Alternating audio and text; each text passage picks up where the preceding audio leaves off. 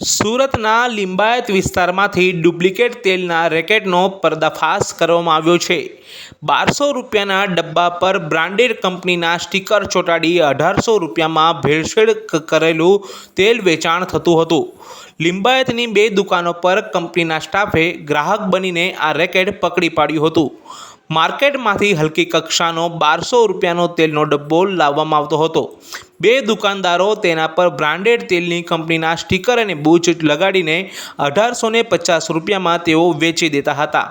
આ બાબતે તેલની કંપનીના સ્ટાફને જાણ થઈ હતી, જેથી સ્ટાફે પોલીસને સાથે રાખીને લિંબાયતના ત્રિકમનગર ખાતે આવેલ શ્રી દેવનારાયણ કિરાણા સ્ટોર અને શ્રી હરિઓમ સુપર સ્ટોરમાં ડમી ગ્રાહક બનીને તેલની ખરીદી કરવા ગયા હતા, જેમાં બંને વેપારીઓનો નકલી તેલનો ભાંડો ફૂટી ગયો હતો। લિંબાયત પોલીસે બંને દુકાનમાંથી તિરુપતિ અને કપાસ તેલના 3 ડબ્બા મળી આવ્યા હતા।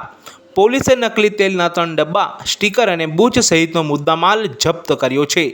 ઉપરાંત શ્રી દેવનારાયણ કિરાણા સ્ટોરના માલિક લાલારામ કાનોજી તેલી અને શ્રી હરિઓમ સુપર સ્ટોરના માલિક મદનલાલ ભેરુલાલ પ્રજાપતિ સામે ગુનો નોંધીને તેઓની ધરપકડ કરી છે। થોડા મહિના પહેલાં પણ શહેરમાં ખાસ કરીને શ્રમિક વિસ્તારોમાં આવેલી કેટલીક દુકાનોમાંથી ડુપ્લિકેટ તેલના ડબ્બા પકડાયા હતા।